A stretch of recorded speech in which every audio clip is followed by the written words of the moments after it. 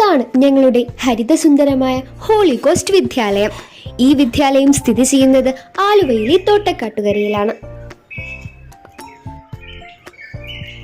കുട്ടികളായ ഞങ്ങൾക്ക് തണലിന്റെ കുളിർമ വിരിക്കുന്ന മനോഹരമായ അങ്കണം ഈ വിദ്യാലയത്തിലെ പ്രത്യേകതയാണ്.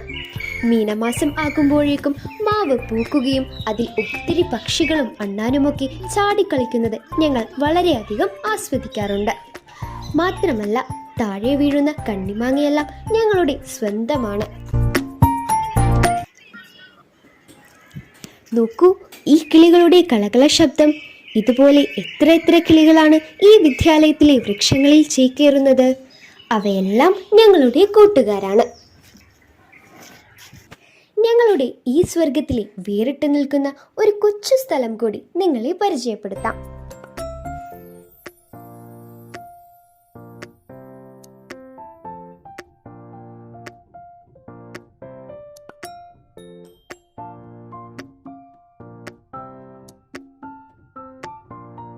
ഇതാണ് ഞങ്ങളുടെ സ്കൂളിലെ മനോഹരമായ ജൈവവൈവിധ്യ ഉദ്യാനം.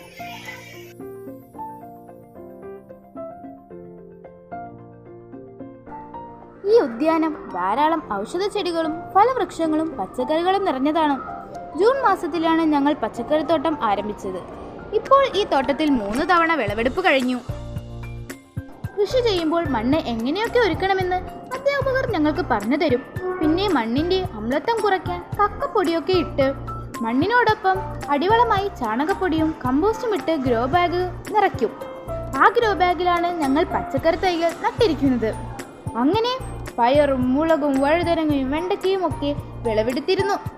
ജൈവ കീടനാശിനികൾ ഉപയോഗിച്ചാണ് ഞങ്ങൾ കൃഷി ചെയ്യുന്നത്. അതുകൊണ്ട് ഈ പച്ചക്കറികൾ ഞങ്ങൾ ഉച്ചഭക്ഷണത്തിനായി നൽകിക്കൊണ്ടിരിക്കുന്നു.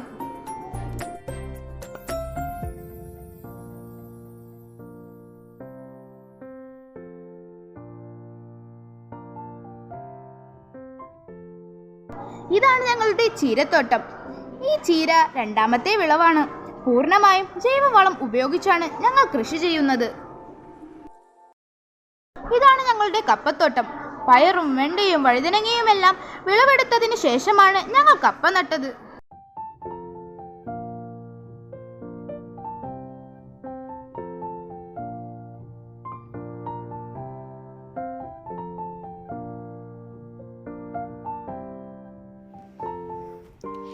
ഈ ഉദ്യാനത്തിലെ സ്റ്റാർ തന്നെയാണ് ഞങ്ങളുടെ സ്റ്റാർ ഫ്രൂട്ട് മരം. ഇടവേളകളിൽ ഞങ്ങൾ കൂട്ടുകാരെല്ലാം ഈ മരത്തിന്റെ ചുവട്ടിൽ വന്ന് പച്ചയും പഴുത്തതുമായ സ്റ്റാർ ഫ്രൂട്ട് കഴിക്കാറുണ്ട്.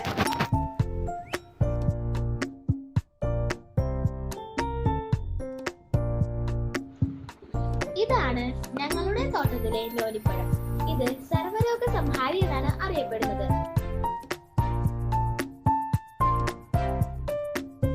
ഇത് ഞങ്ങളുടെ തോട്ടത്തിലെ സീതപ്പഴമാണ്. ഔഷധ ഗുണമുള്ള പഴം.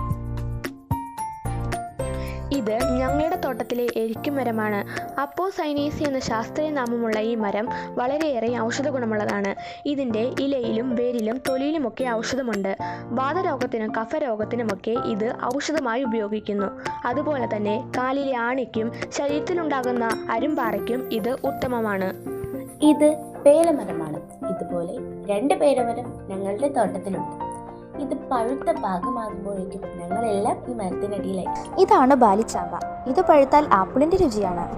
ഈ മരത്തിന് ഒരു പ്രത്യേകത കൂടിയുണ്ട്. ഞങ്ങളുടെ വിദ്യാലയത്തിലെ ഒരു കൂട്ടുകാരി വിദേശത്തേക്ക് പോയപ്പോൾ ഓർമ്മയ്ക്കായി നട്ടതാണ് ഈ മരം.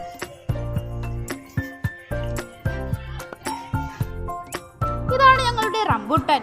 ഇത് നട്ടിട്ട് 1 വർഷമേ ആയിട്ടുള്ളൂ. അടുത്ത വർഷം ഇത് കായ്ക്കും. സ്കൂളിൽ നിന്ന് ഞങ്ങൾ പോകുന്നതിന് മുന്നേ ഇതിൽ നിന്ന് കായ കഴിക്കാനുള്ള ഭാഗ്യം ഞങ്ങൾക്കുണ്ടാകും. ഇതെല്ലാം ഞങ്ങൾക്ക് ക്ലാസ് മുറികളിലെ തുടർച്ചയായ പഠനത്തിന്റെ വിരസത ഒഴിവാക്കാനും വിഷമടിക്കാത്ത പച്ചക്കറികൾ ഉപയോഗിക്കുവാനും കൃഷിയെപ്പറ്റി ഞങ്ങൾ കൂട്ടുകാർക്ക് കൂടുതൽ അറിവുണ്ടാക്കാനും ഞങ്ങളെ നന്നായി സഹായിക്കുന്നുണ്ട്. അതുകൊണ്ട് വളരെ ഉത്സാഹത്തോടു കൂടിയാണ് ഞങ്ങൾ ഇതിൽ പങ്കുചേരുന്നത്.